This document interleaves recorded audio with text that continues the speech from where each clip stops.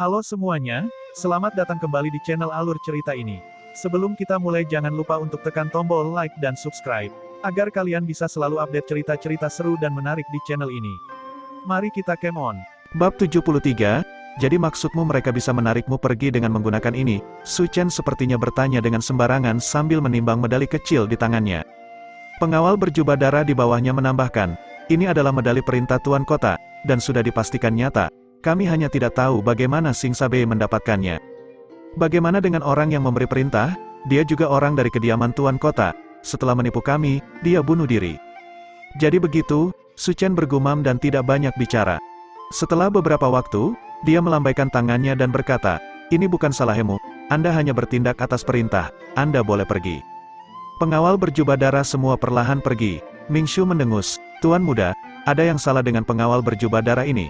Bahkan jika mereka tiba-tiba diperintahkan untuk pindah, setidaknya mereka harus memberitahumu, kan? Pergi tanpa memberitahu Anda tidak bisa dimaafkan. Siapapun yang adalah manusia harus dapat mengatakan bahwa ada sesuatu yang salah. Ya, tapi jadi bagaimana jika ada? Apakah saya membunuh mereka semua? Su Chen membalas.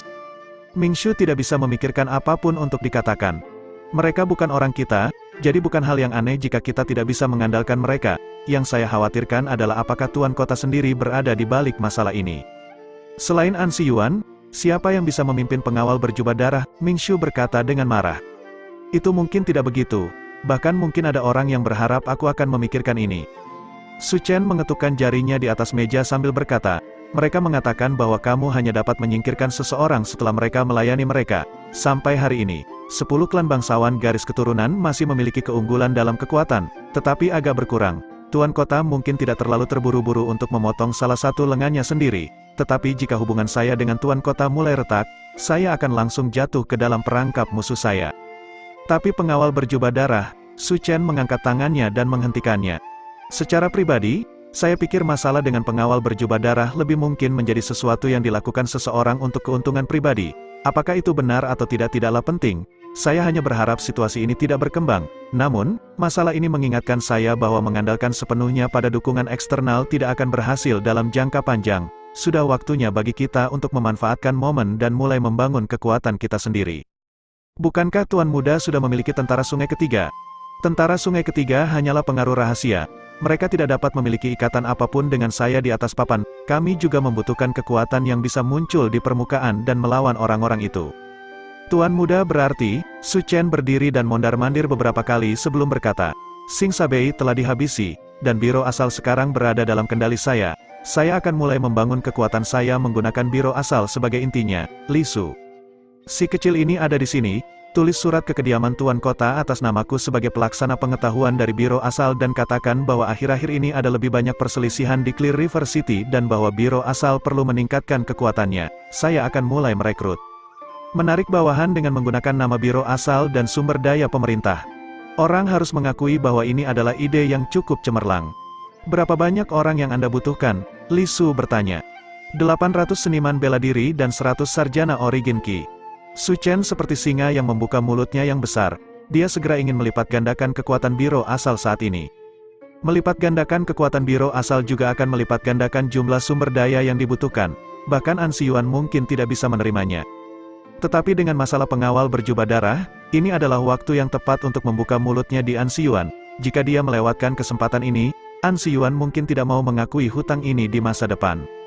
Sementara semua orang masih membuat keributan atas bencana Ling Yuan, Su Chen diam-diam sudah mulai membangun kekuatannya sendiri.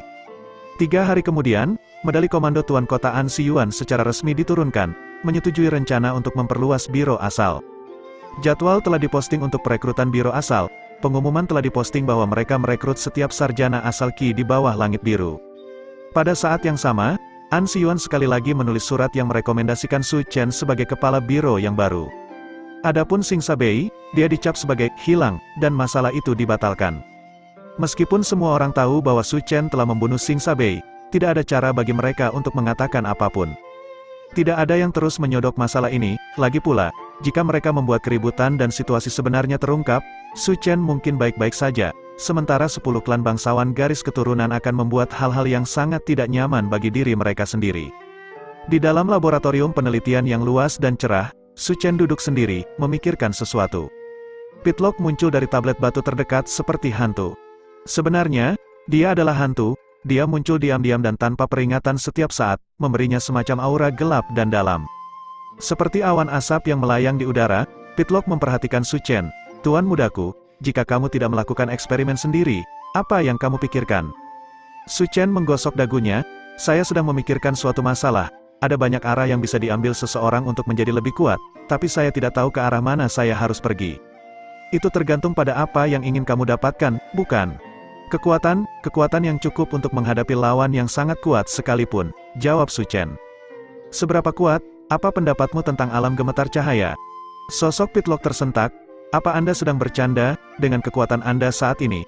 Anda bahkan tidak terkalahkan di alam mendidih darah, tetapi Anda sudah berfantasi tentang berurusan dengan seorang kultivator alam gemetar cahaya. Saya tahu, dengan kekuatanku saat ini, aku mungkin bisa melawan lawan dengan garis darah Kaisar Iblis yang berada di tingkat yang sama denganku dan mengalahkan siapapun di bawahnya. Tetapi jika saya melawan seorang kultivator alam pembukaan saya hanya bisa melawan mereka yang memiliki garis keturunan campuran, dan yang lebih lemah pada saat itu. Pada dasarnya, saya hanya bisa mengalahkan kultivator alam pembukaan yang lemah. Jika saya bertemu dengan kultivator alam pembukaan yang dengan garis keturunan binatang iblis tingkat tinggi atau lebih tinggi, pada dasarnya saya tidak memiliki peluang untuk menang. Tentu saja, Fata Morgana dapat membantu saya membalikkan keadaan, tetapi tidak selalu berhasil. Tingkat keberhasilannya ditentukan oleh kecerdasan lawan, bukan kekuatan mereka, sehingga sangat tidak stabil. Adapun kultivator alam gemetar cahaya, saya tidak punya harapan. Selama kamu tahu itu, tapi aku harus bersiap, kata Su Chen. Sing Sabei dan para seniorku dari Institut Naga tersembunyi membawa sekelompok besar orang untuk mencoba membunuhku. Tetapi mereka gagal. Kecuali mereka sebodoh babi, langkah mereka selanjutnya akan berkali-kali lipat dari tingkat kekuatan itu. Saya percaya bahwa, ketika membandingkan 10 kultivator alam pembuka atau kultivator alam gemetar cahaya, yang terakhir jauh lebih sederhana dan lebih nyaman. Bukankah begitu? Padahal, saya lebih suka itu yang pertama. Bahkan jika dia tidak bisa mengalahkan 10 atau lebih kultivator alam pembukaan dia mungkin setidaknya bisa mearayan diri. Seorang kultivator alam gemetar cahaya, bagaimanapun, adalah 2 tingkat lebih tinggi darinya. Jika itu terjadi, dia bahkan tidak akan memiliki kesempatan untuk mearayan diri. Jadi begitu, Pitlock berpikir keras, saya memiliki pertanyaan untuk Anda. Karena 10 klan bangsawan garis keturunan memiliki pakar alam gemetar cahaya di antara mereka, mengapa mereka belum mengirimnya untuk berurusan denganmu? Su Chen segera menjawab, 10 klan bangsawan garis darah memang memiliki ahli alam gemetar cahaya. Namun, mereka bukanlah tamu melainkan tulang punggung masing-masing klan mereka. Setiap ahli alam gemetar cahaya adalah sesepuh, patriark, pendiri, klan mereka sendiri, leluhur tua yang memiliki prestise luar biasa. Bisa dibilang seluruh klan dimaksudkan untuk melayani satu orang ini. Bagi tokoh-tokoh penting ini, semua anggota klan, tamu, penjaga rumah, dan pelayan semuanya hanya bawahan yang bisa dimanfaatkan. Jika masalah terjadi di tingkat yang lebih rendah tetapi mereka meminta pemimpin klan untuk keluar secara pribadi, situasi seperti apa itu? Pemimpin klan melayani bawahan, bukankah ini akan membalikkan identitas mereka? Jadi bagi orang-orang itu, kecuali klan berada pada momen hidup atau mati, mereka tidak akan mudah diyakinkan untuk bergerak secara pribadi. Di samping itu, jika seorang bawahan mengalami masalah yang mengakibatkan penurunan kontribusi yang dapat mereka berikan kepada pemimpin klan, maka mereka mungkin juga akan beralih ke orang lain. Melakukan hal ini tidak hanya menghemat kekuatan mereka sendiri tetapi juga memacu dan memotivasi bawahan untuk melakukannya dengan baik. Bukankah itu sempurna untuk mereka? Jika itu masalahnya, mengapa kamu masih khawatir mereka akan mengirim kultivator alam gemetar cahaya untuk mengejarmu? Mereka yang tidak merencanakan masa depan akan menemukan masalah di depan pintu mereka. Meskipun secara teori orang-orang tua itu tidak akan keluar sendiri, bagaimana jika ada seseorang yang sangat mereka sukai, jika orang itu menderita kerugian di tangan saya dan bersedia membayar harga untuk membuat sedikit ulah di depan para pemimpin klan, salah satu dari orang tua itu mungkin bersedia membuang mukanya untuk berurusan dengan saya. Saya tidak dapat mengatakan dengan pasti bahwa ini pasti akan terjadi, tetapi selalu ada kemungkinan. Selain itu, Su Chen ragu-ragu sejenak, lalu melanjutkan, aku mengambil alih penduduk desa benteng rumah kebahagiaan untuk aku gunakan sendiri, lalu membersihkan meridianer bajak laut, mempengaruhi fondasi klan bangsawan garis darah ini sampai batas tertentu. Cepat atau lambat, orang tua itu tidak akan bisa duduk diam lagi. Jika itu masalahnya, kamu harus mengambilnya sedikit lebih mudah di masa depan. Bagaimana kalau Anda memanggil instruktur Anda? Aku bisa memanggilnya, Tapi masalahnya adalah kita tidak tahu kapan orang bodoh itu akan bergerak. Orang bisa membutuhkan waktu lama untuk berencana menjadi pencuri, tetapi Anda tidak bisa waspada terhadap pencuri sepanjang waktu. Selain itu, jika saya belum pernah mencobanya, bagaimana saya bisa tahu apakah saya akan mampu menangani ancaman kultivator alam gemetar cahaya atau tidak? Bab 74, Pitlock yakin. Meskipun Su Chen tahu bahwa ada kemungkinan seorang kultivator alam gemetar cahaya akan datang untuk memberinya masalah, dia bersikeras untuk menghadapinya sendiri. Meski begitu, ini adalah Su Chen. Dia hanya orang seperti ini. Jika seseorang yang berani mencoba untuk menjungkir balikan semua klan bangsawan garis darah di bumi ini membutuhkan bantuan ketika berhadapan dengan seorang kultivator alam gemetar cahaya, apa gunanya berbicara tentang cita-cita luhur dan ambisi besarnya? Karena Su Chen telah memutuskan untuk menanganinya sendiri, Pitlock hanya bisa membantunya memikirkan skema dan menawarkan saran. Dia berkata setelah berpikir sejenak, masih ada terlalu banyak celah bagimu untuk menghadapi kultivator alam gemetar cahaya dengan kekuatanmu saat ini. Cara termudah untuk mengatasi masalah ini adalah Anda naik ke alam pembukaan yang sesegera mungkin. Namun, itu akan membutuhkan kultivasi yang lama dan teknik kenaikan. Kecuali jika Anda berencana menggunakan obat garis darah, Anda bahkan tidak dapat berpikir untuk mengambil jalan itu sampai si Kai Huang dapat menyelesaikan teknik untuk mencapai alam pembukaan yang. Pitlock tidak tahu bahwa Su Chen sudah menjadi kultivator alam mendidih darah tingkat tinggi. Di matanya, Su Chen masih memiliki jalan yang cukup panjang sebelum mencapai alam pembukaan yang, padahal sebenarnya Su Chen sudah berdiri di ambang pintu terobosan. Namun, Su Chen tidak menjelaskan hal itu kepadanya. Lagi pula, mencapai alam pembukaan yang masih jauh mengingat keadaannya saat ini, bahkan jika dia berdiri di ambang pintu. Selain itu, Su Chen selalu menghargai pembangunan fondasi yang kokoh.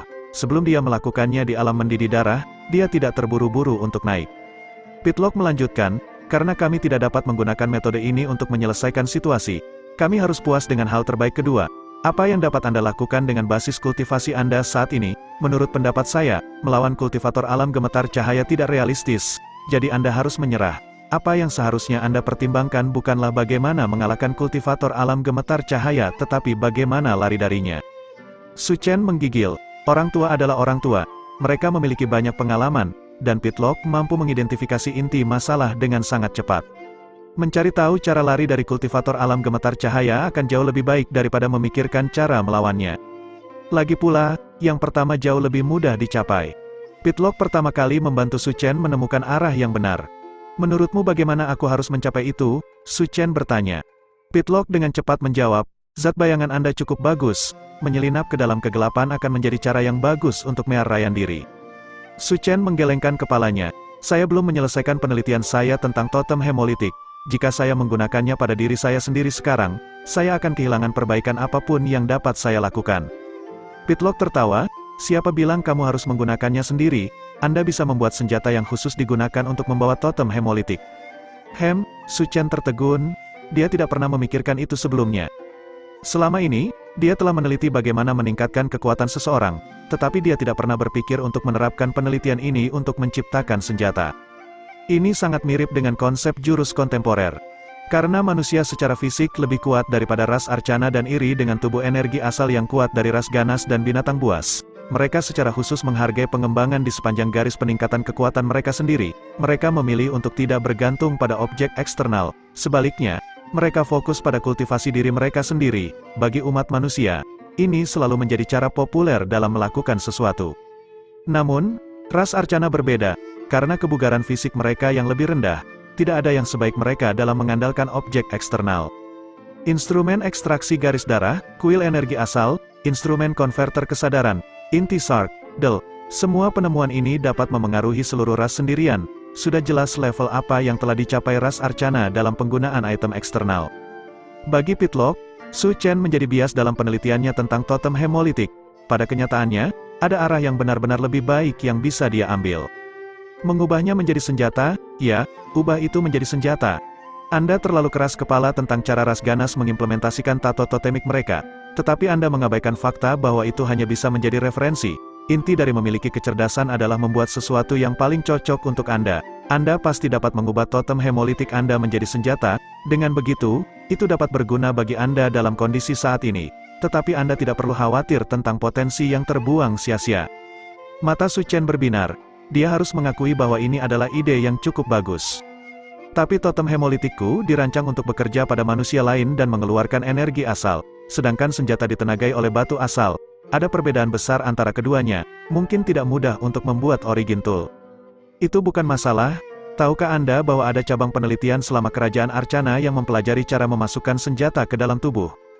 Masukkan senjata ke dalam tubuh, Su Chen terkejut. Ya, selama periode kerajaan Arcana, ras Arcana memiliki semua jenis ide aneh, dan Master Arcana yang tak terhitung jumlahnya maju gelombang demi gelombang untuk mewujudkan ide-ide ini. Meskipun sebagian besar gagal, beberapa berhasil memasukkan senjata ke dalam tubuh ras Arcana dan menggunakan logam keras untuk menebus fisik lemah ras Arcana adalah salah satu cara berpikir. Kami menyebut mereka Master Arcana Mekanik, cabang khusus alkemis. Apakah kamu mahir dalam hal itu? Aku mahir dalam mengubah bentuk kehidupan, dan Master Arcana Mekanik sedikit menyentuh ilmu ini. Apakah saya mahir? Jawaban saya adalah, jika Anda membutuhkan saya untuk melakukan peningkatan yang dangkal, saya bisa melakukannya. Tetapi apapun yang lebih dalam membutuhkan pemahaman yang cukup mendalam tentang senjata mekanik, dan itu tidak sesuai dengan kemampuan saya, tapi yang Anda miliki saat ini tidak terlalu rumit. Su Chen tertawa, perbaikan mekanis, bukan, sepertinya saya akan mencoba sesuatu yang baru. Tetapi bahkan jika saya dapat menyembunyikan diri, saya mungkin tidak dapat merayaan diri dari seorang kultivator alam gemetar cahaya. Meskipun zat bayangan dapat menyebabkan seseorang menghilang, itu tidak berarti itu tidak terkalahkan. Seseorang masih bisa terkena serangan bahkan jika mereka bersembunyi di kegelapan. Ketika basis kultivasi seseorang mencapai alam gemetar cahaya, esensi kekuatan mereka akan berubah. Mereka mungkin tidak dapat melenyapkan sebuah kota dengan satu serangan telapak tangan, tetapi selusin atau lebih akan lebih dari cukup untuk menyelesaikan pekerjaan itu. Jika seorang kultivator alam gemetar cahaya akan menyerang Su Chen, mereka hanya membutuhkan satu serangan telapak tangan untuk melepaskan serangan dengan keliling hampir 1000 kaki tanpa masalah. Bahkan jika Su Chen segera menyembunyikan dirinya, dia mungkin tidak dapat merayaan diri dari zona bahaya itu. Tahun itu, ketika Zhao Yu sendirian menetralisir serangan kuil abadi, dia mampu melindungi seluruh alun-alun. Sedangkan untuk pertempuran di hutan bambu, skala kehancurannya tidak sebesar itu. Namun, itu karena semua lawan terlihat jelas. Dengan demikian, setiap orang memusatkan ruang lingkup keluaran energi mereka. Tidak perlu bagi mereka untuk menyebarkan energi mereka dengan sembarangan. Lagi pula, melakukan itu juga akan mengurangi kekuatan serangan mereka. Tetapi dengan kekuatan Su Chen saat ini, seorang kultivator alam gemetar cahaya tidak perlu memusatkan kekuatan mereka untuk menghabisinya. Makanya kita juga butuh taktik lain. Selain menyembunyikan diri, teknik gerakan cepat untuk merayaan diri dari pertempuran selalu menjadi pilihan terbaik. Pikirkan sejenak. Apa teknik merayaan diri terbaik yang Anda miliki? Su Chen menggelengkan kepalanya. Langkah kabut berliku, tidak, itu tidak bisa membuatku lebih cepat dari seorang kultivator alam gemetar cahaya. Setiap orang yang bisa mencapai alam gemetar cahaya adalah monster yang bisa terbang di udara. Aku tidak berbicara tentang langkah kabut berliku tapi sesuatu yang lebih baik. Hanya saja Anda tidak pernah menganggapnya penting, kata Pitlock dengan santai. Apa? Su Chen membeku sesaat. Maksud Anda, teleportasi White Tower? Kamu tidak benar-benar tahu betapa hebatnya teknik Arcana kuno itu, kan? Babak 75, Su Chen benar-benar tidak terlalu mementingkan teleportasi White Tower. Bukannya itu bukan teknik yang bagus, tapi itu terlalu rumit. Itu sangat rumit sehingga Su Chen pada dasarnya tidak bisa menggunakannya sesuka hatinya dalam pertempuran. Dia harus membuat persiapan terlebih dahulu untuk menggunakannya. Karena itu termasuk pola energi asal, Su Chen dapat menyiapkan pola teleportasi White Tower sebelum pertempuran, lalu menggunakannya kapan saja selama pertempuran. Namun, setelah itu, hampir tidak mungkin baginya untuk menggunakannya lagi. Pola energi asalnya yang terlalu rumit mengurangi nilainya dalam pertempuran yang sebenarnya, jadi Su Chen tidak pernah terlalu mementingkan hal itu. Karena energi asal pattern hanya dapat disimpan untuk jangka waktu tertentu, Su Chen telah menyiapkannya sepanjang waktu. Dengan demikian, berapa kali dia menggunakannya semakin rendah. Pitlock benar-benar mengungkitnya pada saat ini. Su Chen membeku sesaat sebelum menggelengkan kepalanya. Tidak, teleportasi White Tower terlalu rumit, dan jarak yang bisa saya teleportasi juga terlalu pendek. Itu karena kamu belum melihat warna aslinya, jawab Pitlock. Jika aku tidak salah, White Tower Teleportation seharusnya menjadi versi Void Jumping yang diturunkan tingkatnya. Void Jumping, itu benar. Void Jumping adalah salah satu teknik Arcana kuno tipe Void yang paling menonjol selama kerajaan Arcana. Void Jumping bukanlah keterampilan yang membawa Anda paling jauh, tetapi paling mudah dan tercepat untuk digunakan dari semuanya. Master Arcana yang menciptakan Void Jumping, Lamier, mengandalkannya untuk mencapai prestasi legendaris memusnahkan suku ras ganas seorang diri. Ini adalah keterampilan gerakan hebat yang dapat digunakan untuk berteleportasi terus-menerus di area tertentu dan mearayan diri. Meskipun seseorang tidak akan melompat terlalu jauh setiap kali mengaktifkan skill, mengaktifkannya berulang kali dapat memberikan efek yang sama dengan mearayan diri dari medan perang dengan cepat. Selain itu, jarak teleportasi void jumping yang berkurang juga relatif. Void jump yang sempurna dapat membawa Anda jauh-jauh dari gerbang barat Clear River City hingga ke gerbang timurnya. Tapi ketika saya menggunakannya, saya bahkan tidak bisa melompat dari perpustakaan ke ruang tamu. Itu karena yang kamu miliki adalah versi tingkat rendah. Alasan mengapa saya percaya bahwa teleportasi White Tower adalah void jumping versi tingkat rendah adalah karena cabang keterampilan White Tower diciptakan oleh Lamierre. Saya harus mengakui bahwa dia benar-benar berbakat.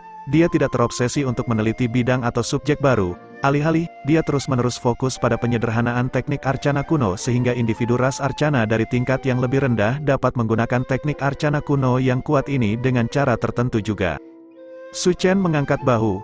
Dunia tidak kekurangan pemimpi. Dari Ulrich, yang dia temui pertama kali, ke Mainbrook, lalu ke Pitlock, dan akhirnya ke Lamierre yang dibicarakan Pitlock, Su Chen dapat melihat bahwa ada terlalu banyak eksistensi yang memiliki impian dan tujuan mereka sendiri. Setiap orang haus akan sesuatu dan mengejar sesuatu sampai-sampai mereka akan menumpahkan darah mereka sendiri untuk itu. Terlepas dari apa motivasi atau sarana mereka, kemampuan mereka untuk bermimpi dan upaya yang mereka lakukan untuk mencapai impian itu patut dipuji dan juga dasar dari kemampuan mereka untuk mencapai semacam kesuksesan. Impian Lamierre adalah agar individu ras arcana tingkat rendah dapat mengontrol teknik arcana yang lebih kuat.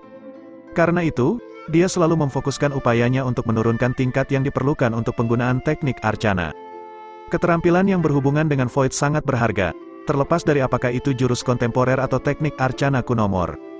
Misalnya, Ji Ruoyu, yang memiliki garis keturunan binatang iblis tipe hampa, masih hanya bisa merasakan kehampaan, dia tidak bisa menggunakan jurus teleportasi apapun. Terbukti, jenis keterampilan ini sangat misterius dan sulit didapat.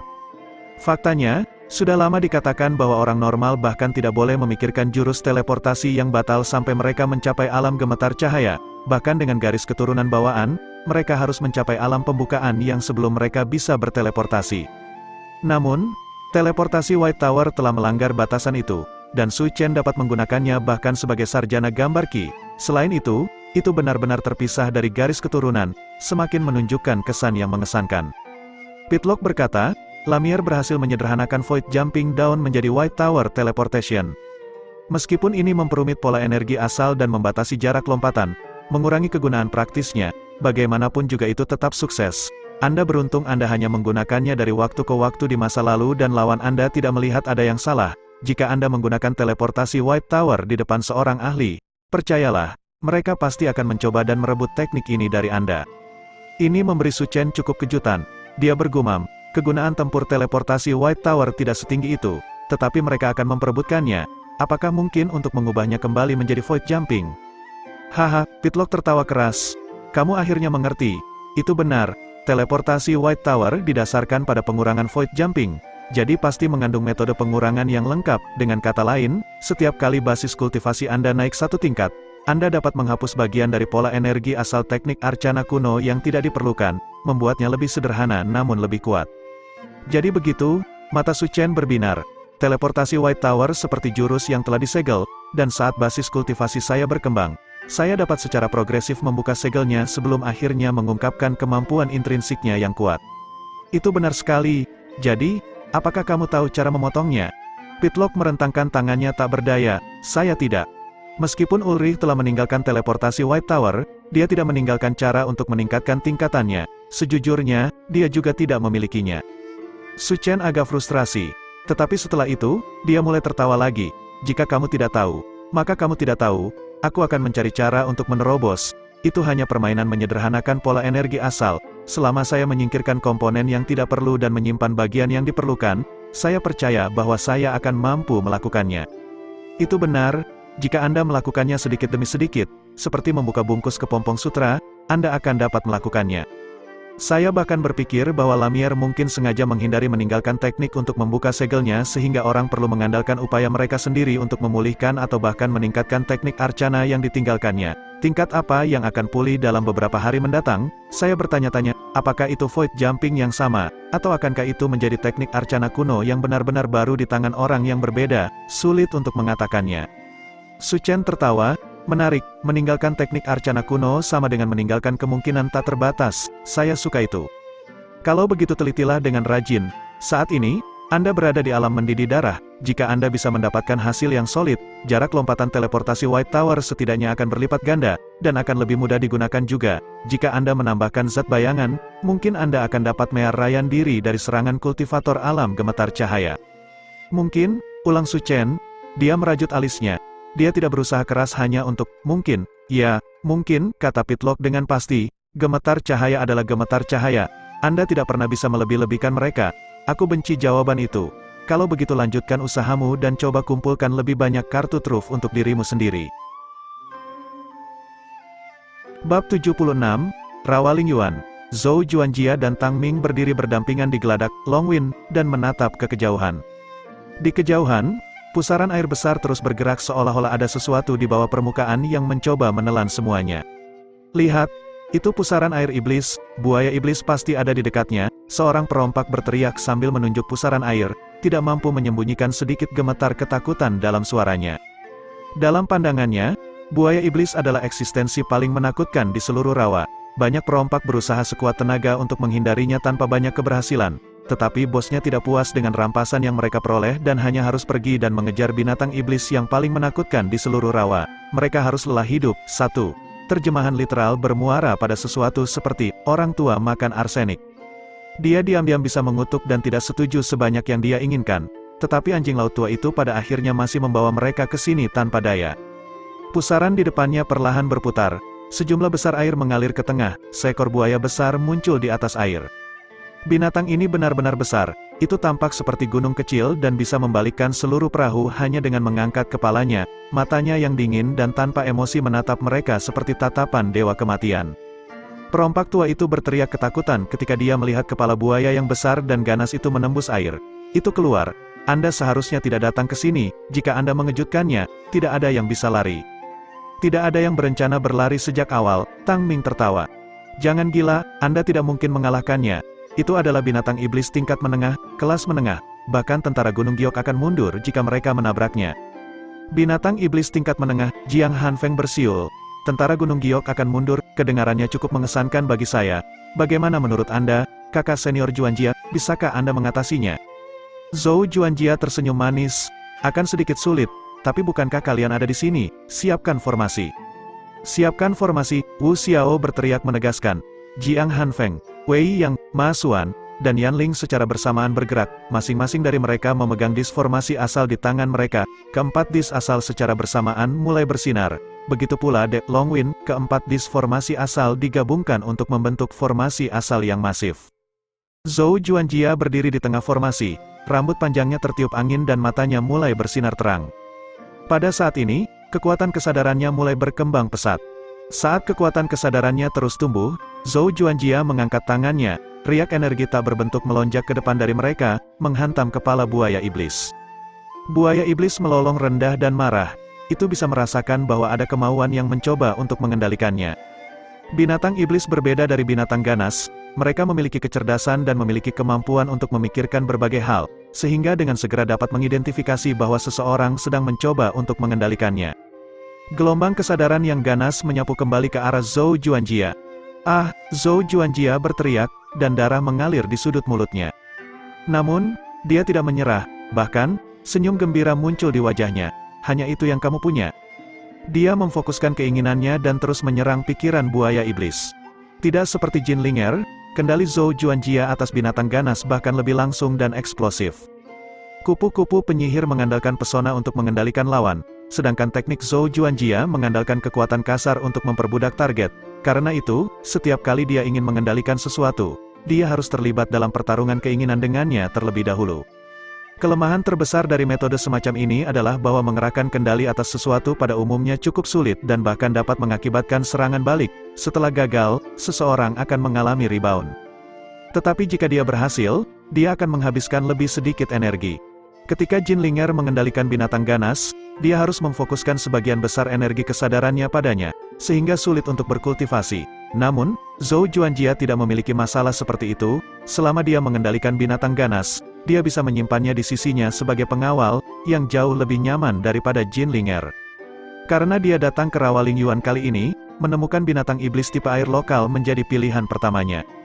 Binatang iblis tingkat menengah bukanlah keberadaan yang bisa dia kendalikan, tetapi formasi asal sangat meningkatkan kekuatan kesadarannya, menghasilkan peningkatan besar dalam kekuatannya. Keinginannya yang ganas menghantam buaya iblis seperti gelombang laut. Pada tingkat kesadaran tak terlihat, pembantaian kejam telah dimulai. Jika dia mengandalkan sepenuhnya pada keinginannya untuk bertarung, Zhou Juanjia tidak yakin dia bisa menang melawan buaya iblis bahkan dengan dukungan formasi asal. Untungnya, dia juga punya pembantu.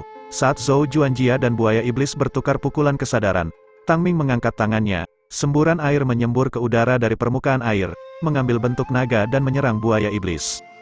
Dalam keadaan normal, naga air ini sama sekali tidak akan berbahaya bagi buaya iblis. Kekuatan dari binatang iblis tingkat menengah bukanlah sesuatu yang dapat diprovokasi oleh seorang kultivator alam mendidih darah dengan sembarangan, bahkan jika mereka adalah elit di antara semua kultivator alam mendidih darah. Namun, buaya iblis, yang saat ini melawan kehendak Zhou Juanjia, tidak memiliki energi untuk menghadapi serangan ini, sehingga hanya bisa menahannya dengan paksa.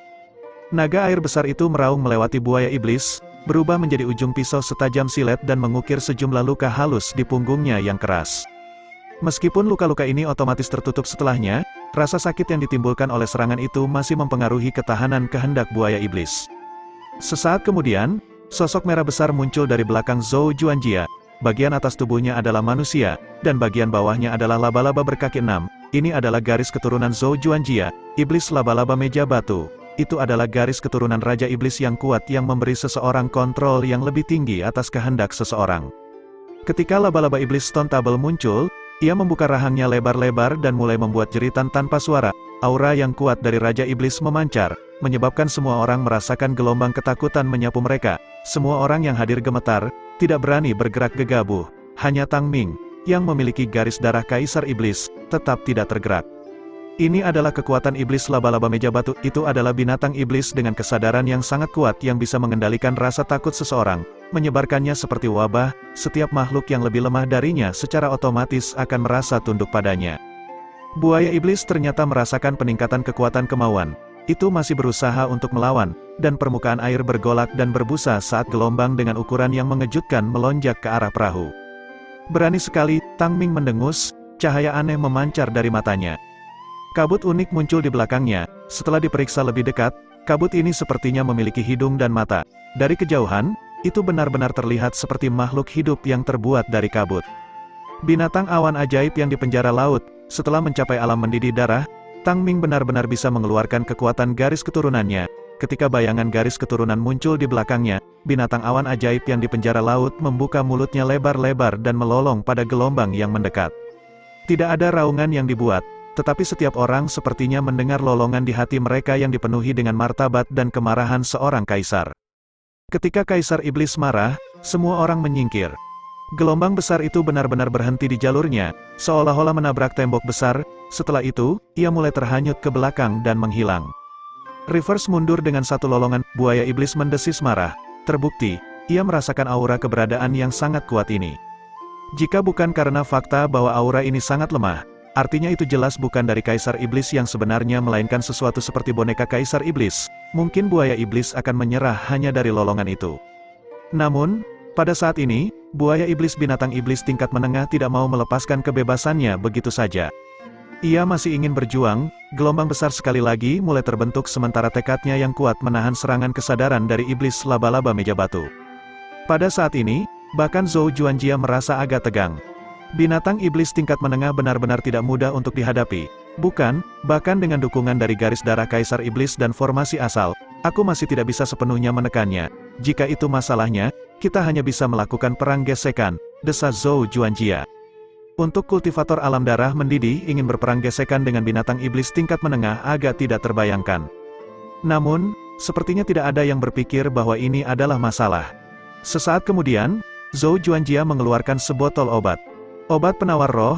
Sebelum Su Chen pergi, dia memberinya sejumlah botol. Itu adalah kebutuhan untuk meningkatkan kekuatannya dan hadiah di antara teman-teman. Terlebih lagi, itu adalah pembayaran bagi mereka yang datang dari jauh untuk membantunya. Setelah meminum obat, Energi kesadaran yang dikeluarkan Zhou Juanjia meningkat sedikit.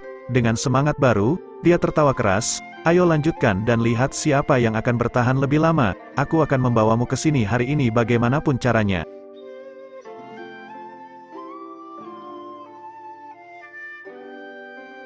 Bab 77, 1 jam kemudian, permukaan danau yang bergelora akhirnya kembali tenang. Sebuah buaya raksasa dengan panjang hampir 60 meter berenang dengan tenang di dalam air dan mendekati Longwin, menggerakkan ekornya di air seperti anjing. Ia telah kehilangan semua aura ganas dan tirani sebelumnya. Akhirnya berhasil, kata Zhou Juanjia sambil mengelap keringat di dahinya. Masih terlalu sulit bagi saya untuk sepenuhnya mengendalikan makhluk setan tingkat tengah dengan kekuatan saya saat ini. Saya membutuhkan 3 obat kesadaran spiritual untuk menguasainya. Walaupun begitu, itu masih merupakan makhluk setan tingkat tengah bagaimanapun Anda melihatnya. Bagaimana bisa mudah untuk mengendalikannya? Sekarang Anda sudah mengendalikan makhluk ini, Anda mungkin tidak perlu menggantinya dalam waktu yang lama. Itu adalah keuntungan yang cukup besar, kata Jiang Hanfeng sambil tertawa saat memberi selamat padanya. Dalam hal tingkat, makhluk setan tingkat tengah kira-kira setara dengan para pengikut alam pembukaan yang tingkat tinggi. Namun dalam hal kekuatan murni, situasinya tidak sama. Di antara makhluk setan, terdapat banyak perbedaan kekuatan, sama seperti manusia dalam alam kultivasi yang sama memiliki kekuatan yang sangat berbeda. Hal yang sama berlaku untuk makhluk setan. Makhluk setan tingkat tengah yang kuat bisa memiliki kekuatan yang jauh melebihi harapan. Dewa Dara kelas penguasa membutuhkan upaya bersama 4 pengikut alam gemetar cahaya dan dukungan banyak sarjana ki asal tingkat rendah. Pertempuran berlangsung selama 3 hari, dengan jelas menunjukkan kekuatan makhluk setan.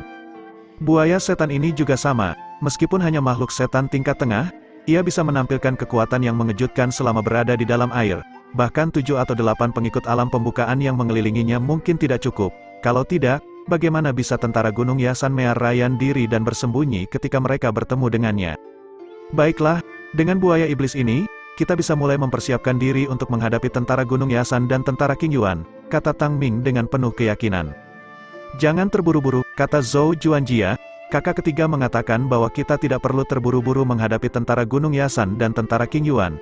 Tujuan utama kita adalah untuk membangun dasar yang kuat di mana kita bisa berkembang. Itulah masalah dengan cara Su Chen melakukan hal-hal, dia terlalu stabil dan kurang semangat, kata Tang Ming dengan sedikit ketidakpuasan. Zhou Juanjia dengan tenang menjawab, inilah yang perlu Anda pelajari darinya. Pertimbangan Su Chen sebenarnya sangat logis. Lagi pula, basis kultivasi kita masih rendah, sementara 10 klan bangsawan garis keturunan menjalankan bisnis besar dengan banyak bawahan yang kuat. Mereka memiliki banyak masalah yang harus mereka tangani dan tidak dapat memfokuskan semua perhatian mereka untuk berurusan dengan kita. Tetapi itu tidak berarti bahwa mereka tidak dapat melakukan apapun kepada kita. Keuntungan yang kami miliki saat ini adalah bahwa lawan kami belum menempatkan semua fokus mereka pada kami. Jika kami terlalu berlebihan, kami pasti akan melakukan serangan balik habis-habisan. Jika kita mengganggu keberadaan alam gemetar cahaya dan menariknya keluar, kita akan berada dalam masalah besar.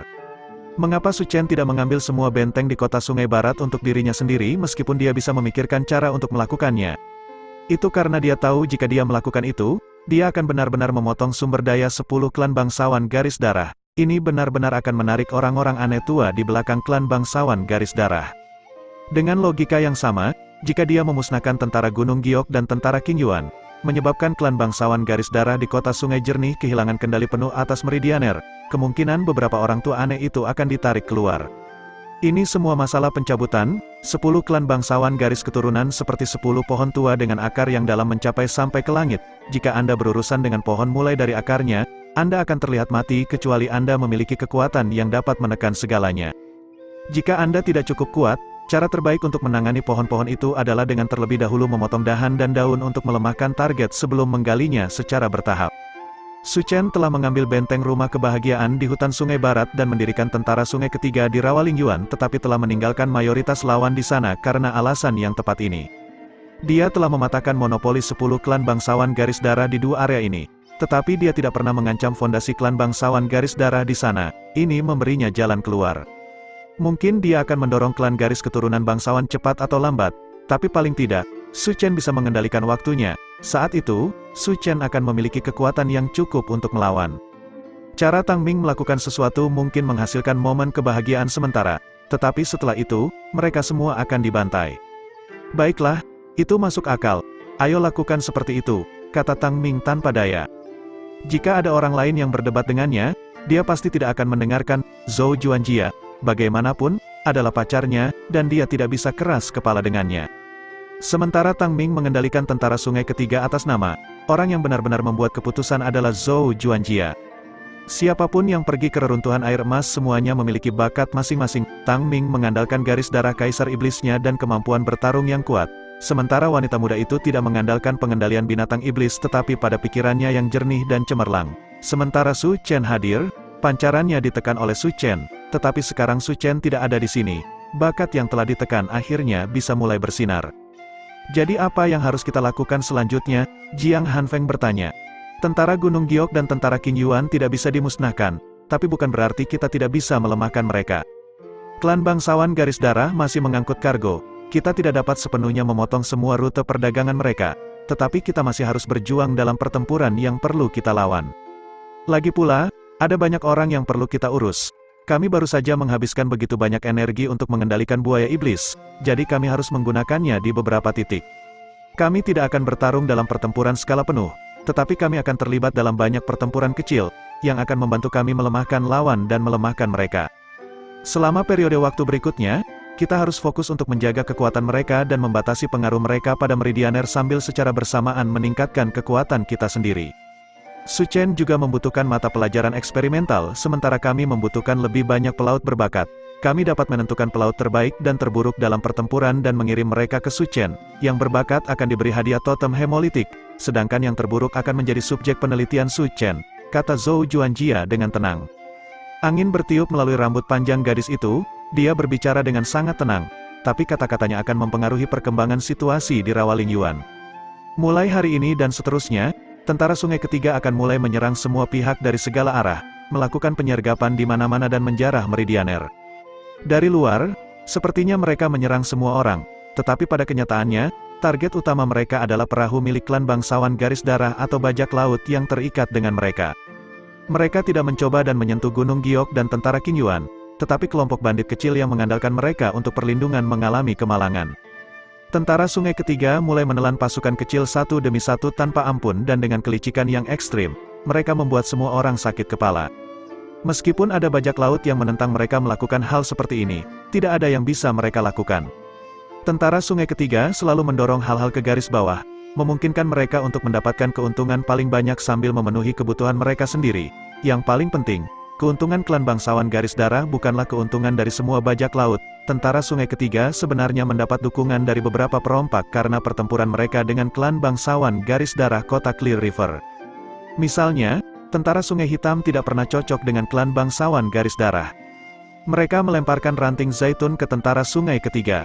Pada bulan ketiga kendali Zhou Juanjia atas tentara sungai ketiga melancarkan serangan besar-besaran terhadap tentara Ling Yuan, salah satu dari dua kelompok bajak laut yang mewakili keuntungan klan bangsawan garis darah. Tentara Gunung Giok tidak dapat berpartisipasi karena mereka diikat oleh tentara sungai hitam. Hasilnya benar-benar tidak terduga. Tentara Ling Yuan, yang jauh lebih kuat di atas kertas, mengalami kekalahan besar. Bahkan komandan tentara Ling Yuan, seorang ahli di puncak alam pembukaan yang ditelan dalam satu gigitan oleh buaya iblis. Para perompak, yang memiliki kemampuan luar biasa untuk berenang bebas di air, dibantu oleh kapal perang lapis baja yang dilengkapi dengan formasi asal yang kuat, garis darah kaisar iblis, dan buaya iblis yang sangat ganas, menjadi legenda dalam cerita yang biasanya diceritakan di atas cangkir teh. Bintang baru mulai muncul di dunia bajak laut. Tentara sungai ketiga menjadi salah satu kelompok bajak laut paling kuat di Rawaling Yuan. Tentara King Yuan masih ada, tetapi pengaruh dan kekuatan mereka telah turun secara signifikan. Musim gugur datang. Cabang dan daun di klan bangsawan garis darah ini perlahan mulai membusuk. Babak 78, logam komet cair dituangkan ke dalam cetakan yang telah disiapkan, kemudian dimasukkan ke dalam kotak es untuk mendinginkannya dengan cepat. Logam komet cair kemudian ditarik keluar sesaat sebelum dipadatkan dan dituangkan ke dalam larutan baru dan dicampur, membentuk zat seperti gel yang perlahan mulai mengeras. Jarum khusus ditarik melintasi permukaan gel, membentuk pola yang rumit dan rumit. Fokuslah untuk mengendalikan keluaran energi asal Anda. Tato itu sendiri bukanlah yang paling penting, tetapi jumlah energi asal yang Anda masukkan. Tujuan tato adalah untuk memberikan jalur energi asal. Bisa ada jalur yang diblokir selama titik akhirnya sama. Fokus pada energi asal, Pitlock berkata pelan. Para instruktur di Hidden Dragon Institute percaya bahwa master formasi yang paling berbakat adalah mereka yang dapat menarik tato paling akurat. Anda memberitahu saya kebalikan dari apa yang mereka katakan, jawab Su Chen sambil terus menulis. Meskipun dia tidak berspesialisasi dalam formasi asal, dia telah membuat yang satu ini ratusan atau bahkan ribuan kali. Pada saat ini, dia sepenuhnya berada dalam elemennya sendiri. Orang-orang itu adalah pengrajin. Bukan, Master Pitlock berkata dengan ketidakpuasan, instruktur dari institusi elit, mereka hanya tampak begitu-begitu. Institut yang benar-benar luar biasa tidak akan mengajari Anda cara membuat jurus yang lengkap tetapi akan mengajari Anda cara berpikir, seperti Shikai Huang, yang hanya mengajari Anda formasi energi jimat asal. Dia mengajariku Sumeru Void dan Nirvana Hand, itu hanya pelengkap, kemampuan berpikir sendiri adalah yang paling penting, kata Pitlock dengan marah. Setiap Arcana Master dari Kerajaan Arcana diajari saat mereka masih magang untuk belajar berpikir sendiri, menemukan masalah sendiri, dan memiliki pengejaran dan tujuan sendiri. Karena filosofi inilah Kerajaan Arcana dapat berkembang dan berkembang, menciptakan penemuan hebat yang tak terhitung banyaknya. Saya pikir Kerajaan Arcana menghasilkan begitu banyak penemuan sepenuhnya karena kalian memiliki mata yang dapat melihat dunia mikroskopis. Sampah, kamu tidak harus percaya padaku. Tapi pikirkanlah sebentar, jika roh Kerajaan Arcana benar-benar berguna, lalu mengapa Kerajaan Arcana kedua menghilang begitu cepat setelah didirikan? Setelah Kerajaan Arcana musnah, Kerajaan Arcana kedua didirikan oleh Daniel Imli, yang ingin memulihkan kejayaan Kerajaan Arcana. Namun kenyataannya, Kerajaan Arcana kedua tidak membangun kembali kejayaan rezim sebelumnya, sebaliknya, itu menghilang dengan sangat cepat. Ada banyak alasan mengapa Kerajaan Arcana kedua tidak musnah. Setiap orang memiliki alasan mereka sendiri. Su Chen percaya bahwa Kerajaan Arcana kedua tidak naik ke puncak terutama karena Daniel Imli bukan individu ras Arcana berpangkat tinggi. Individu ras Arcana berpangkat tinggi memiliki mata mikroskopis, sedangkan individu ras Arcana biasa tidak. Setelah Kerajaan Arcana musnah, hampir semua individu ras Arcana berpangkat tinggi terbunuh. Meskipun Daniel Imli menciptakan Kerajaan Arcana kedua, dia tidak memiliki mata mikroskopis karena dia bukan individu ras Arcana berpangkat tinggi. Tanpa mata mikroskopis, dia tidak bisa mengamati dunia mikroskopis. Dengan demikian, dia telah kehilangan kualitas fundamental yang membuat ras Arcana menjadi ras Arcana. Pada saat ini, mereka menemukan bahwa ras Arcana tanpa mata mikroskopis bukanlah apa-apa. Ini adalah pendapat Su Chen. Tentu saja, dia tidak menyangkal bahwa ada alasan lain yang bisa menyebabkan jatuhnya Kerajaan Arcana kedua, tapi tanpa diragukan lagi, ini adalah yang paling penting. Pitlock tidak bisa marah ketika Su Chen mengatakannya seperti itu. Namun, lelaki tua itu terus berpegang pada cara berpikirnya. Saya masih percaya bahwa hanya lembaga yang menumbuhkan kemampuan berpikir mandiri dan kritis pada mahasiswanya yang dapat dianggap sebagai lembaga yang baik. Saya tidak setuju dengan itu, tapi itu sangat tidak praktis. Ini sebenarnya cukup sederhana. Jika mereka hanya memupuk kemampuan berpikir dan belajar secara mandiri, bagaimana mereka menilai kekuatan dan bakat?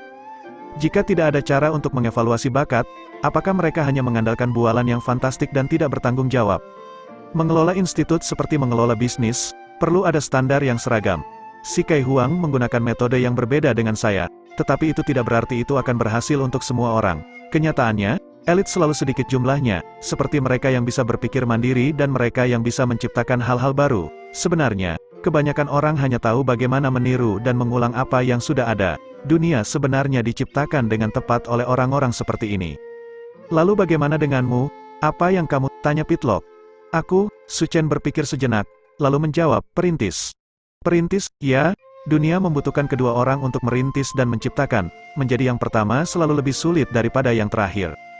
Itulah mengapa kamu menempatkan teknik untuk mencapai alam mendidih darah tanpa garis keturunan di luar sana, karena Anda seorang perintis.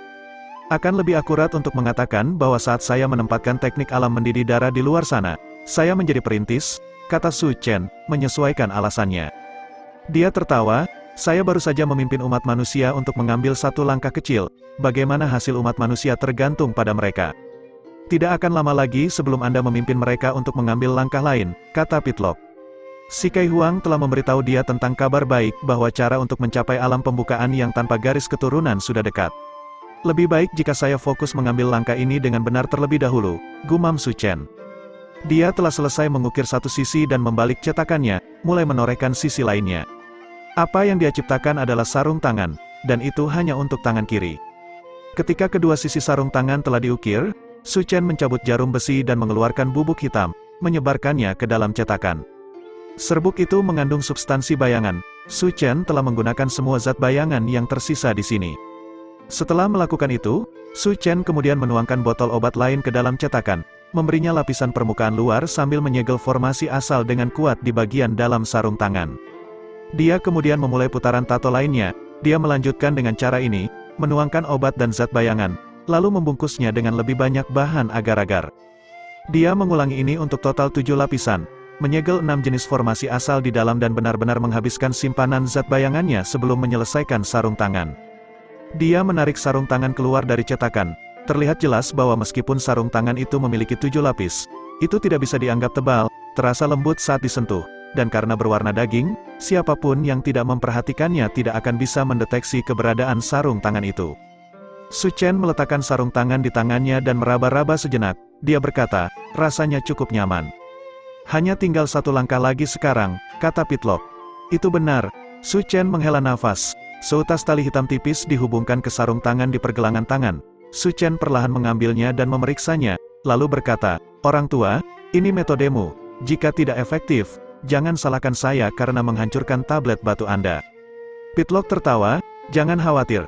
Saya telah melakukan fusi biologis semacam ini ribuan kali. Ayo kita lakukan kalau begitu. Dia menuangkan energi asalnya ke dalam tali, yang menjadi sekeras jarum. Begitu tali ini masuk ke tubuhnya, ia mulai memanjangkan sulur-sulur tipis yang tak terhitung jumlahnya, berakar di dalam tubuh Su Chen seperti tanaman yang tumbuh di tanah, itu mulai menyerap darah Su Chen dan energi asal dengan kecepatan tinggi. Ah, Su Chen mengerang. Penyedotan energi yang tiba-tiba menyebabkan penglihatannya menjadi gelap saat dia hampir pingsan. Syukurlah, Su Chen telah membuat persiapan lebih awal. Dia dengan cepat membuka sebotol obat, lalu meneguknya. Vial demi vial dituangkan ke dalam mulutnya. Sarung tangan itu seperti vampir, dengan marah menghisap darah Su Chen dan energi asal. Meskipun Su Chen sedang minum obat seperti orang gila, dia tidak akan mampu menahan konsumsi semacam ini.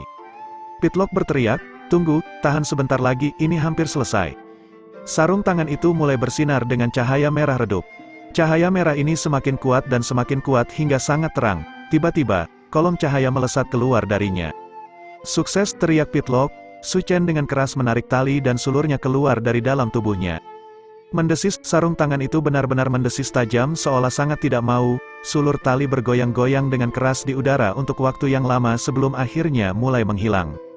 Su Chen buru-buru melepas sarung tangan itu dan melemparkannya ke tanah. Sarung tangan itu terus-menerus bergoyang dan melompat ke tanah, membuat segala macam bentuk yang aneh. Sialan, apa yang telah aku buat sekarang? Su Chen mengutuk. Apakah kamu yakin ini adalah senjata? Tidak, jawab Pitlock, ini adalah konduktor energi asal. Bab 79, konduktor energi asal adalah penemuan dari era kerajaan Arcana. Itu adalah salah satu mahakarya yang dibuat oleh Mechanical Arcana Master. Sedangkan senjata lebih dekat dengan jurus yang mengambil bentuk fisik, konduktor energi asal dimaksudkan untuk mengendalikan zat asal. Ya, puluhan ribu tahun yang lalu, ras Arcana telah menemukan keberadaan zat asal dan mulai menganalisis sifat dasar dan penggunaannya. Perbedaan mendasar antara konduktor energi asal dan senjata adalah bahwa sebagai objek yang secara langsung mengendalikan zat asal, kekuatannya dapat ditingkatkan. Karena itu, ada legenda bahwa mereka memiliki senjata yang dapat terus ditingkatkan selama era kerajaan Arcana. Ini sebenarnya mengacu pada konduktor energi asal. Setelah kerajaan Arcana musnah, tidak ada lagi yang memiliki mata mikroskopis atau cetak biru untuk pembuatan konduktor energi asal. Yang tersisa hanyalah kontrol mekanis paling sederhana atas energi asal, senjata. Dengan demikian, hingga saat ini, masih banyak yang memimpikannya, senjata yang dapat ditingkatkan, kuno ini. Tentu saja, orang-orang ini juga percaya bahwa barang-barang ini hanya dibicarakan dalam legenda dan terlalu bagus untuk menjadi kenyataan. Namun, sekarang, mimpi ini telah terwujud di tangan Su Chen. Pencapaian ini merupakan hasil dari usahanya sendiri dan bimbingan terus-menerus dari Pitlock. Konduktor energi asal, jadi begitukah ini? Su Chen bergumam pada dirinya sendiri sambil menatap sarung tangan itu. Pitlock tertawa, meskipun saya bukan master arcana mekanik dan tidak tahu cara membuat konduktor energi asal, saya dapat mengatakan bahwa ini adalah konduktor energi asal. Mungkin ada beberapa perbedaan dalam hal pengerjaan, tetapi secara intrinsik itu sama. Selamat, Su Chen. Anda telah menciptakan kembali kejayaan zaman kuno, menghidupkan kembali teknik yang pernah hilang. Su Chen mengambil sarung tangan itu, tali dari sarung tangan secara otomatis masuk ke pergelangan tangannya, tapi kali ini tidak berusaha menyedotnya hingga kering. Sebaliknya, Su Chen dapat merasakan bahwa darahnya sendiri, Qi, dan energi asal sekarang terhubung erat dengan tali ini seolah-olah sarung tangan ini hanyalah perpanjangan dari tubuhnya sendiri. Ini adalah sensasi yang sama sekali berbeda untuk menggunakan senjata. Ya, konduktor energi asal seperti perpanjangan tubuh seseorang. Pada saat ini, Su Chen telah mengalaminya sendiri. Dengan pikiran, sebuah bola hitam muncul di telapak tangan kiri Su Chen. Bola hitam ini mulai mengembang. Pertama menelan tangan kiri Su Chen, lalu lengannya, dan kemudian seluruh tubuhnya. Sangat cepat, seluruh tubuh Su Chen diselimuti oleh kegelapan. Penyembunyian kegelapan, Su Chen akhirnya menguasai penyembunyian kegelapan, tetapi dia melakukannya melalui sarung tangan ini. Namun, Su Chen juga menemukan bahwa mengandalkan energi asal konduktor untuk mengendalikan penyembunyian kegelapan berbeda dari cara Gui Dasan, Chang'er, dan yang lainnya menggunakannya. Itu akan dimulai dari tangan terlebih dahulu dan akan membutuhkan waktu untuk menyebar dari tangannya untuk menutupi seluruh tubuhnya. Meskipun periode waktu ini tidak lama, bagi sarjana asal Qi, bahkan cacat terkecil pun bisa membuat perbedaan, menghilang secara instan akan menjadi masalah. Tidak ada yang bisa dia lakukan tentang itu. Bagaimanapun, ini terjadi karena konduktor energi asal dan sifatnya berbeda dengan Chang'er dan yang lainnya, yang seluruh tubuhnya ditutupi tato totem hemolitik. Selanjutnya, Su Chen muncul kembali dari kegelapan, lalu mengangkat tangan kirinya lagi. Cahaya api memancar dari tangannya, dan raksasa api bayangan mulai terbentuk. Sesaat kemudian, Su Chen memadamkan raksasa api bayangan. Mengaktifkan penyembunyian kegelapan dan raksasa api bayangan secara berurutan telah menghabiskan cukup banyak zat bayangan di dalam sarung tangan, tetapi formasi asal di dalam sarung tangan mulai bekerja, secara otomatis menyerap zat asal bayangan yang telah dilepaskan ke udara. Zat bayangan hanya bisa diserap di tempat gelap, karena ini bukan malam hari, kemampuan penyerapannya tidak terlalu bagus. Su Chen melakukan beberapa perhitungan dan menemukan bahwa jika dia menghabiskan semua zat bayangan di dalam sarung tangan, dia akan membutuhkan sekitar 3 malam untuk pulih sepenuhnya. Kapasitas penyimpanan yang rendah dan pemulihan yang lambat juga merupakan kelemahan dari energi asal konduktor. Tapi itu bukan masalah besar, itu semua bisa diperbaiki. Penelitian tanpa akhir, Su Chen harus berpikir dulu sebelum dia bisa meningkat, dan dia sudah terbiasa dengan gaya hidup seperti ini. Secara keseluruhan, ini cukup bagus, kata Su Chen dengan puas. Benar, bagaimana perkembangan analisismu tentang teleportasi White Tower? Su Chen telah mengajarkan formula Pitlock Brook. Ketika Pitlock menerima formula itu, dia juga menghela nafas dengan pujian bahwa Main Brook benar-benar ahli dalam teknik Arcana Kunomor. Ada banyak keajaiban ras Arcana, tetapi mereka semua akhirnya binasa di sungai waktu. Yang tersisa hanyalah kebijaksanaan mereka yang tak terpadamkan. Saya sudah mendapatkan beberapa kesan awal, jawab Pitlock. Dia melambaikan tangan ilusinya, dan dekomposisi pola asal yang sangat rumit muncul di depan Su Chen. Pitlock menjelaskan kepada Su Chen tujuan dibalik setiap penataan ulang atau penghapusan pola asal. Su Chen mengangguk sambil mendengarkan, jelas bahwa Pitlock telah berusaha keras untuk itu. Kamu melakukannya dengan baik, Pitlock, tapi menurutku caramu melakukannya masih agak terlalu hati-hati, kata Su Chen. Waspada, ya, hati-hati, misalnya, lihat ini. Su Chen menunjuk ke salah satu komponen pola asal dan berkata, pola ini digunakan untuk melindungi pengguna, kan, kita bisa menyingkirkannya. Void Jumping memberi beban besar pada tubuh pengguna meskipun jarak lompatannya sangat pendek, hampir setengah dari komponen pola asal di teleportasi White Tower digunakan untuk melindungi pengguna tingkat rendah. Tetapi Anda benar-benar ingin menyingkirkan salah satu dari komponen pelindung ini, Pitlock berkata dengan terkejut. Itu karena teknik Arcana ini tidak dirancang untuk digunakan manusia, tetapi manusia memiliki fisik yang jauh lebih kuat daripada individu ras Arcana. Kami pasti dapat menghapus beberapa komponen pelindung. Sebenarnya, ketika saya menggunakan teleportasi White Tower sebelumnya, saya tidak pernah merasakan pusing atau sakit apapun ketika saya melompat. Ini berarti teleportasi White Tower memiliki tindakan perlindungan yang cukup untuk saya. Dan banyak berarti ada pemborosan, yang saya butuhkan adalah cara untuk mengaktifkannya lebih cepat dan melompat lebih jauh, bukan untuk melindungi diri saya sendiri sebanyak mungkin. Oh, Pitlock mengusap dagunya, itu masuk akal bagi saya. Jika itu masalahnya, saya dapat mencoba menyederhanakannya lebih jauh selama Anda tidak khawatir saya mencoba membunuh Anda. Jangan khawatir, Pitlock, kebajikan terbesar saya adalah saya tahu siapa musuh saya. Selama Anda terus melakukan hal-hal dengan baik, saya dapat mempertimbangkan untuk membantu Anda menemukan tubuh di masa depan. Jadi, kamu sudah belajar cara menjuntai wortel di depan keledai, kan? Pateloke tertawa. Tidak, ini hanya janji antar teman, ulang Pitlock. Kemudian, dia tertawa, apakah kita sudah berteman? Tentu saja, Pitlock, kecuali kamu tidak mau. Tidak, aku bersedia, tentu saja saya bersedia. Saya telah hidup selama 30.000 tahun sebagai hantu. Tetapi sekarang saya memiliki seorang teman, dan seseorang dengan jalan yang tampaknya jauh jangkauannya. Haha, kalau begitu, Su Chen, kamu harus terus hidup. Aku akan menunggu tubuh yang telah kau janjikan padaku. Kalau begitu sudah beres, Su Chen menjawab.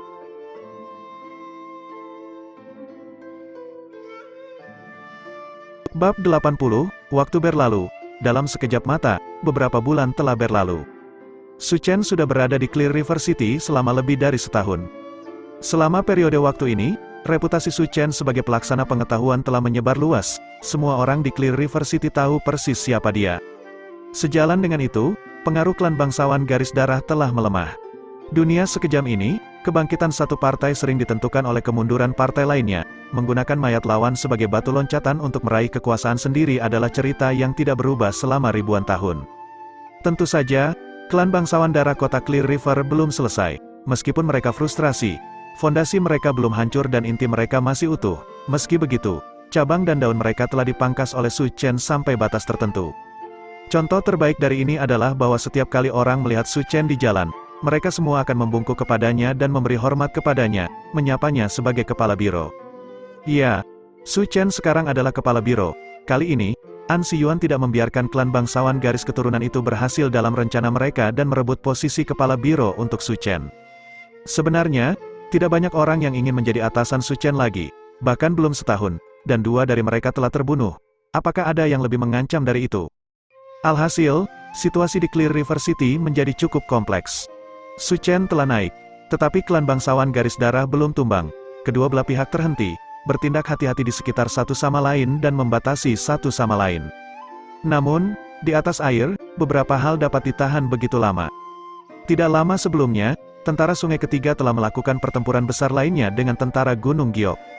Faktanya, mereka bertarung dengan tentara Sungai Hitam ditambah setengah dari tentara Qing Yuan. Tentara Sungai Hitam tidak dapat mengawasi mereka dan telah mengizinkan beberapa individu tentara Qing Yuan untuk membantu. Namun, baik Su Chen dan Zhou Juanjia menyadari bahwa bukan karena tentara Sungai Hitam tidak dapat mengawasi mereka, tetapi bahwa mereka sengaja membiarkannya terjadi untuk memberi tekanan pada tentara Sungai Ketiga.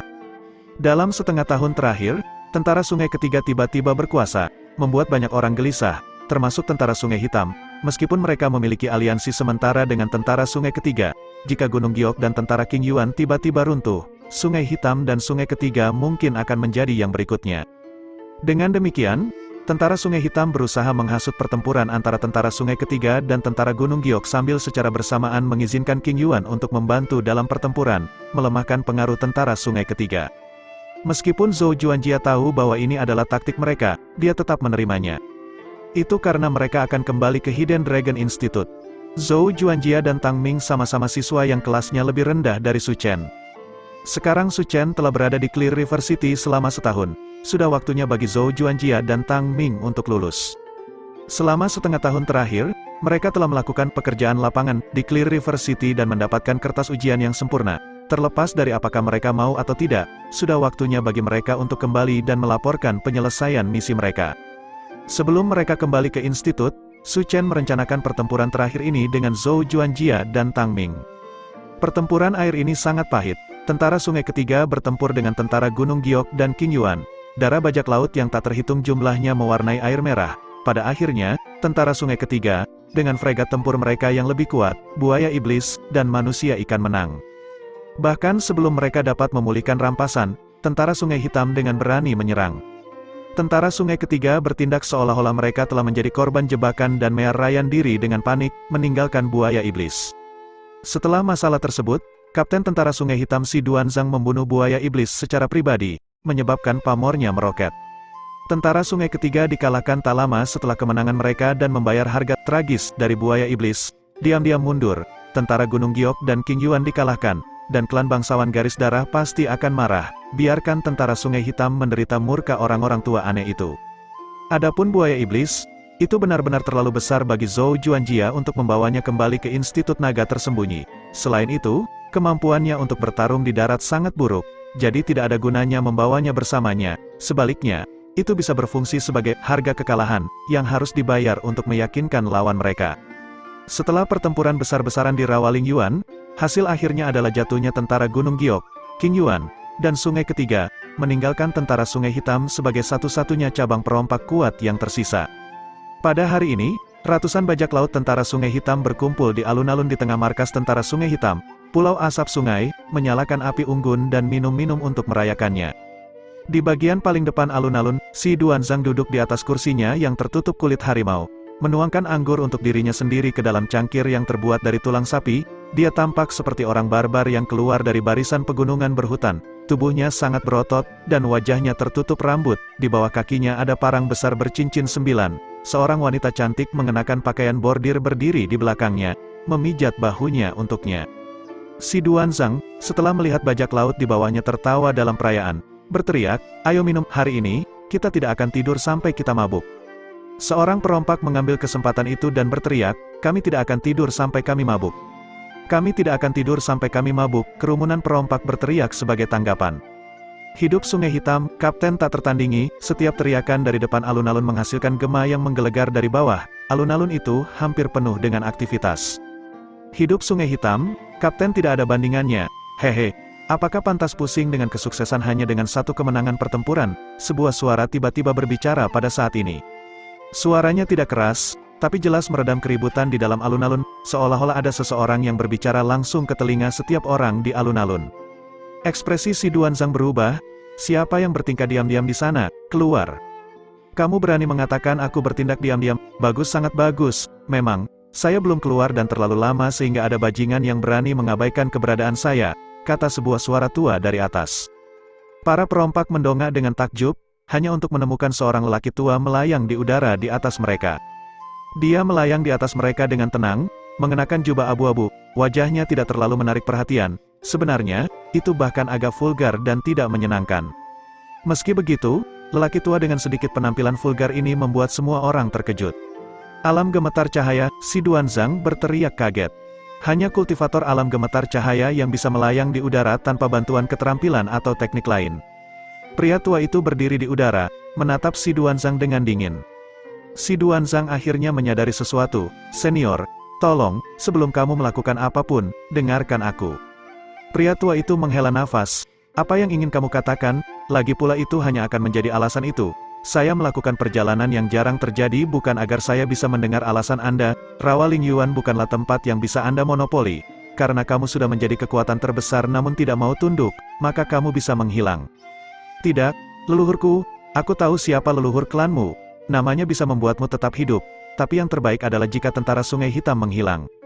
Saat lelaki tua itu berbicara, dia melambaikan tangannya, telapak tangan besar turun dari langit, bergegas ke tanah. Lari. Semua orang yang hadir mulai mearayan diri dengan kacau, benar-benar kehilangan ketenangan mereka. Tentu saja, ada juga beberapa yang menolak menyerah, bahkan pada saat ini, mereka berteriak, "Lawan musuh." Apa yang menunggu mereka adalah telapak tangan besar yang turun dari surga, menghancurkan mereka menjadi pasta dengan satu pukulan. Suara ledakan menggelegar meletus di atas pulau, telapak tangan yang sangat besar yang turun dari surga seperti berasal dari dewa itu seperti alur penggalian bajak di tanah, benar-benar mencabut pengaruh tentara Sungai Hitam. Pada saat dibutuhkan sebatang dupa untuk dibakar, tidak ada satu orang pun yang tersisa di Pulau Asap Sungai selain si Duanzang. Tanah dipenuhi dengan mayat yang telah hancur berkeping-keping. Keberadaan yang melayang tinggi di langit, seperti dewa, telah dengan mudah memusnahkan segalanya, sepenuhnya menunjukkan seperti apa kekuatan tingkat tinggi itu. Setelah lelaki tua itu melakukan ini, dia menghilang seperti angin, meninggalkan si Duanzang sendirian. Mereka semua mati, semua mati. Si Duanzang menatap kosong pada semua yang ada di depannya. Kata-kata yang dia nyatakan sebelum meninggalkan klannya muncul di benaknya. "Saya tidak ingin mengandalkan kekuatan klan saya. Saya ingin mengandalkan diri saya sendiri untuk merebut tanah yang luas untuk diri saya sendiri." "Anak bodoh, kamu tidak mengerti. Pengaruh semuanya sia-sia, hanya kekuatan yang benar-benar tahan lama. Pengaruh hanyalah untuk memfasilitasi pengumpulan sumber daya kita agar kita dapat memperkuat dan melayani diri kita sendiri. Menggunakan pengaruh untuk meningkatkan kekuatan adalah cara yang tepat untuk melakukan sesuatu, tetapi yang ingin Anda lakukan adalah meletakkan kereta di atas kuda." "Tidak, aku tidak percaya." "Kalau begitu pergi dan lakukanlah, anak muda. Beberapa hal yang hanya dapat Anda sadari setelah Anda sedikit menderita. Tapi jangan khawatir, wajah lama saya seharusnya bisa melindungi Anda selama Anda tidak pergi dan memprovokasi seseorang yang bahkan saya tidak berani memprovokasi. Ketika kamu gagal di dunia luar, pulanglah." Percakapan yang terjadi di masa lalu kini terdengar jelas di telinganya. Si Duanzang akhirnya mengerti dan jelas. Apa yang dikatakan leluhur itu benar. Apa yang dia kejar pada awalnya hanyalah kesia-siaan. Sekarang mimpinya telah hancur dan dia jelas, sudah waktunya dia kembali. Si Duanzang berdiri di pulau itu untuk waktu yang lama sebelum akhirnya sadar. Dia menghela nafas, lalu berbalik untuk pergi. Tepat pada saat itu, sebuah suara melayang ke arahnya. Tidak peduli apa, mereka mengikutimu untuk waktu yang lama. Bahkan jika Anda akan menyerah pada markas Anda setidaknya harus membaringkan tubuh mereka untuk beristirahat, bukan? Siapa ini? Si Duanzang berbalik dengan kaget. Sebuah bayangan perlahan berjalan keluar dari kegelapan. Topeng iblis yang dia kenakan berkilat oleh cahaya api. Wajah iblis, si Duanzang tertegun. Tentu saja dia tahu siapa wajah iblis Angkatan Darat Sungai Ketiga. Tetapi mengapa orang itu muncul di sini? Tamu meletakkan tangan kanannya pada topeng dan perlahan menariknya, memperlihatkan wajah seorang pemuda di bawahnya. Si Duanjiang tidak mengharapkan tamu untuk melepas topengnya di depan dirinya. Anda. Biarkan saya memperkenalkan diri, nama saya Su Chen, kepala biro-biro asal kota Clear River saat ini, kata Su Chen. Su Chen, tentu saja si Duanzang pernah mendengar nama ini sebelumnya. Dia adalah musuh klan bangsawan garis darah seperti dia. Tapi dia tidak terlalu naif untuk percaya bahwa Su Chen adalah temannya karena hal ini. Sebaliknya, tindakan Su Chen melepas topengnya memberinya rasa bahaya yang akan segera terjadi. Kamu di sini untuk apa? Su Chen menghela nafas. Tentu saja, ini untuk memastikan Tuan Si tetap di sini juga. Tentara Sungai Hitam sudah musnah. Jadi tidak ada gunanya bagi Tuan Si untuk tetap sendirian. Bukan, lagi pula, Tuan Si yang sudah mati lebih berharga daripada yang masih hidup. Kamu pikir kamu memiliki kemampuan? Ya, saya bersedia. Su Chen mengulurkan tangan kirinya. Seberkas api hitam mulai menyapu ke depan.